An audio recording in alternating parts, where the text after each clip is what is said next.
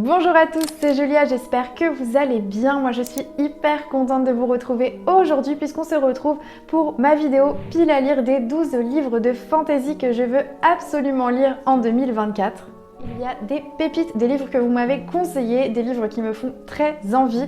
Donc j'ai hâte de vous partager ça et surtout dites-nous vous aussi en commentaire ce que vous avez prévu de lire cette année. Moi en ce moment je suis en train de lire la saga Grisha, je suis en train de lire le tome 2 et c'est vraiment une pépite, j'adore cette saga. Et aussi n'hésitez pas surtout à me contacter sur Instagram en message privé si vous voulez qu'on parle de certains livres, si vous avez des avis ou des recommandations à me faire, vraiment n'hésitez pas à venir me contacter en message privé, ça me ferait très plaisir.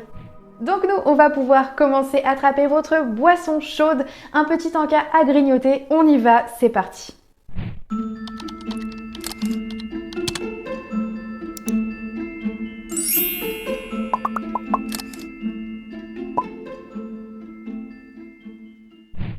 Le tout premier livre dont on va parler, c'est un roman qui me fait ultra envie puisqu'on y parle de magie, de sorcellerie et de livres. Il s'agit donc de Sorcery of Sands qui est écrit par Margaret Rogerson aux éditions Big Bang. Ce qui m'attire beaucoup dans ce livre, c'est qu'on va donc y parler de sorcellerie, de grimoires enchantés, de complots ou encore de créatures fantastiques. Dans cette histoire, on va y suivre Elisabeth qui a grandi dans une bibliothèque magique entourée de grimoires enchantés et un jour un sorcier va se rendre dans cette bibliothèque et à la suite de cette visite, les grimoires vont devenir des sortes de monstres d'encre et de papier qui vont semer la mort et la destruction. Et à la suite de cet événement tragique, Elisabeth va être accusée par la capitale d'être à l'origine de ce phénomène. Elle va devoir donc comparaître en justice et elle va se retrouver en plein cœur d'un complot. D'après les avis que j'ai pu voir sur internet, c'est un livre qui serait hyper ensorcelant. Les personnages ont l'air passionnants et j'avoue que le dos du livre me fait super envie, le côté bibliothèque enchantée avec toutes les pages qui volent et le petit chat là. Ça a l'air vraiment super bien. Et s'il y a bien un univers magique dans lequel j'aimerais pouvoir me téléporter, c'est bien une bibliothèque enchantée. Donc j'ai vraiment super hâte de découvrir cette histoire. Et on continue avec un roman qui a reçu le Grand Prix de l'Imaginaire en 2021. Il s'agit donc de Steam Sailors qui est écrit par E.S. Green aux éditions Gulfstream.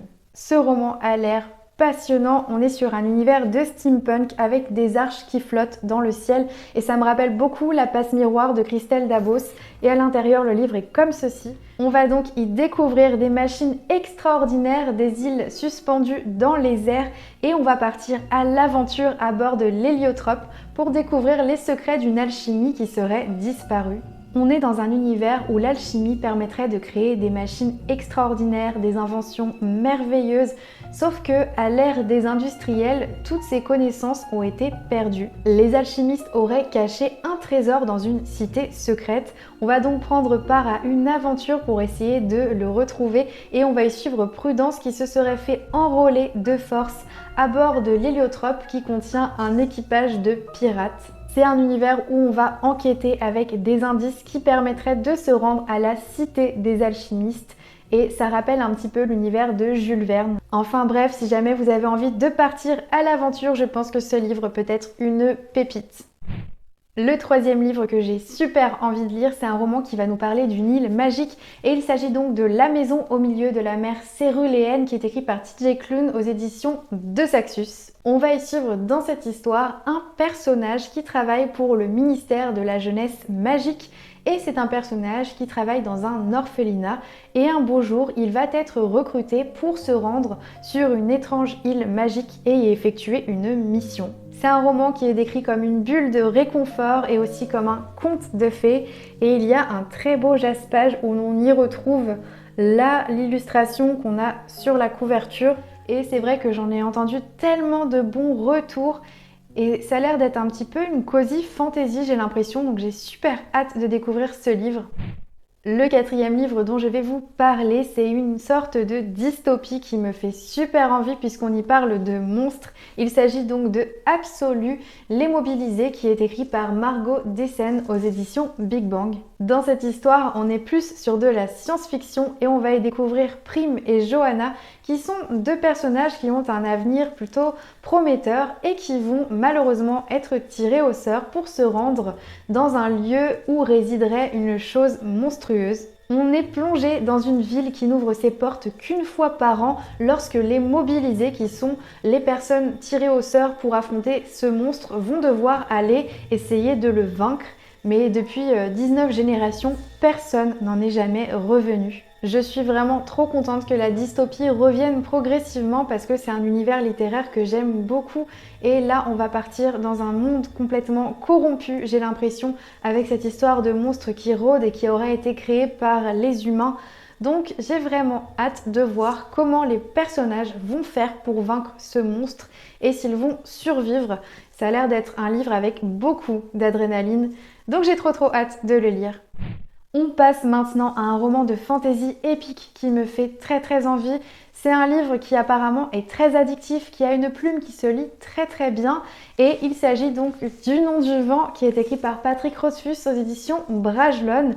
Et l'édition est assez colossale, mais il s'agit donc de l'intégrale. Il s'agit d'une édition qui contient des illustrations à l'intérieur et on va y suivre la légende du plus grand magicien de l'histoire. Il s'agit donc d'une épopée fantastique avec un univers détaillé où on va y suivre le destin de ce mage qui serait aussi un arcaniste et un tueur de rois. J'aime bien de temps en temps découvrir des classiques de la fantasy, donc j'ai hâte de découvrir celui-ci.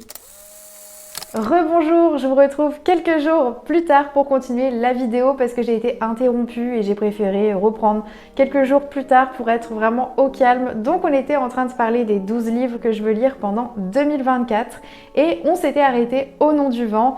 On continue, c'est parti. Le sixième livre que j'aimerais beaucoup lire cette année 2024, c'est un roman de fantasy dans lequel on est plongé dans un univers de magie et de sorcellerie. Il s'agit donc de Gardien des cités perdues qui est écrit par Shannon Messenger aux éditions Lumen. Ce livre me fait très envie puisqu'il est un petit peu dans la vibe de Harry Potter ou encore Nevermore et on va y suivre Sophie qui apparemment peut entendre les voix des personnes autour d'elle dans sa tête et qui va partir à l'aventure puisqu'on nous explique qu'on va par exemple visiter l'Atlantide et elle va découvrir qu'elle n'est pas une simple humaine puisqu'elle va se retrouver plongée dans un monde rempli d'elfes, de dangers ou encore de rebondissements et elle va se demander pourquoi est-ce qu'elle a été cachée des années auparavant dans le monde des humains. On va donc y suivre un personnage qui va se questionner sur ses origines et qui va devoir étudier dans un monde de magie. Et je vous en ai déjà parlé, mais j'ai beaucoup aimé les univers de Nevermore, de Magic Charlie, enfin tous les univers qui parlent de sorcellerie, de magie ou d'univers fantastique. Donc je pense que Les Gardiens des Cités Perdues, c'est vraiment une saga qu'il faut que je découvre en 2024. Et ce qui peut être très cool aussi, c'est que s'ils visitent certains lieux comme l'Atlantide, ça va vraiment être une aventure et ça me fait très envie. Donc ce mélange d'aventure et de fantasy, ça peut être très sympa. Et comme c'est une grande saga, je pense que vous êtes nombreux à l'avoir déjà découverte. Dites-moi en commentaire ce que vous en pensez. Le septième livre que j'ai ultra envie de lire, c'est une dystopie qu'on ne présente plus puisque c'est un classique en la matière et il s'agit donc de Hunger Games, le tome 1. Je n'ai jamais lu Hunger Games et je me dis qu'il est temps de rattraper le temps perdu. J'avais vu les films, j'avais adoré les films et vu que j'avais vu les films, je m'étais dit pas la peine de lire la saga, mais ça fait tellement longtemps que je les ai vus que je me dis entre-temps j'ai complètement oublié ce qui se passait et je sais juste que l'univers est dingue. Là il est ressorti dans cette édition-là, donc ils ont ressorti toute la trilogie avec un jaspage et je trouve que les livres sont très jolis comme ça, donc je me suis dit allez, c'est l'occasion de se lancer. Au dos, il est écrit « Au vainqueur, la gloire et la fortune, au perdant, une mort certaine, que les Hunger Games commencent ». Ce qui m'attire beaucoup dans ce livre, c'est qu'on s'y retrouve plongé dans une arène dans laquelle il faut survivre. Et j'aime beaucoup les épreuves, les jeux et la survie dans les univers de fantasy et de dystopie. Donc celui-ci me fait très envie. Le prochain livre que j'aimerais beaucoup découvrir cette année, il nous provient de la littérature algérienne et on est sur un roman de fantasy avec des intrigues de cour et de la royauté. Vous l'avez peut-être vu passer, il s'agit des Trônes Trahis qui est écrit par Nesrine Amari et c'est aux éditions Stardust. Dans cette histoire, on y découvre un royaume qui s'assèche et qui perd en magie à la suite du meurtre du couple royal et on va y suivre une princesse qui serait le dernier espoir et au dos du livre il est écrit quand le baiser de la couronne devient mortel. Et cette princesse, elle va vouloir venger ses parents assassinés en se rendant dans le royaume de la personne qui a commandité ce crime et elle va essayer de venger sa famille à l'aide de son pouvoir qui est celui du baiser de la mort. Puisqu'à l'aide d'un simple baiser, elle peut tuer n'importe qui et ça c'est un pouvoir qui est quand même terrible. On a l'air d'être plongé dans un univers de romantasy avec beaucoup de rebondissements, d'actions et de dilemmes que va rencontrer cette princesse et la couverture est vraiment trop stylée donc j'ai hâte de voir ce qu'il en est. Le 9e livre que j'ai super envie de lire, c'est un roman de Dark Academia dont je vous ai déjà parlé en book haul. Il s'agit donc de Babel, écrit par Iref Kyung aux éditions de Saxus. Et cette fois-ci, on est sur un univers de dark fantasy avec un côté historique et le livre se présente dans un coffret puisque la couverture est comme ceci.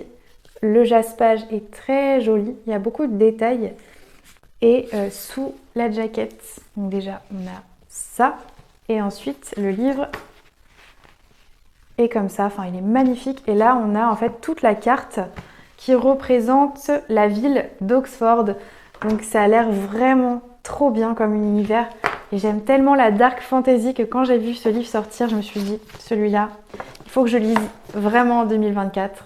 Apparemment, c'est un univers qui serait monumental dans lequel on est troublé entre fiction historique et fantasy et c'est ce mélange qui m'intrigue beaucoup. Dans cette histoire, on va y suivre un jeune garçon qui serait orphelin et qui va être adopté par un professeur et ce jeune garçon va étudier jour et nuit pour devenir un traducteur, c'est-à-dire que lui, il veut intégrer la prestigieuse et royale tour de Babel dans laquelle il y a des traducteurs qui font de l'argentogravure, c'est une sorte de magie d'après ce que j'ai lu dans le synopsis qui permet en fait de découvrir le sens caché des mots ou le sens perdu des mots. Sauf que ce jeune garçon va un jour se réveiller et prendre conscience que l'Empire britannique utilise ce système de magie et de système de traduction pour arriver à ses fins puisque ça lui procure une sorte de force inégalée et qui défavorise à l'inverse les classes inférieures. Ce qui fait que notre personnage, il va vraiment se retrouver confronté à ses valeurs puisqu'il va vraiment avoir un dilemme entre réaliser son rêve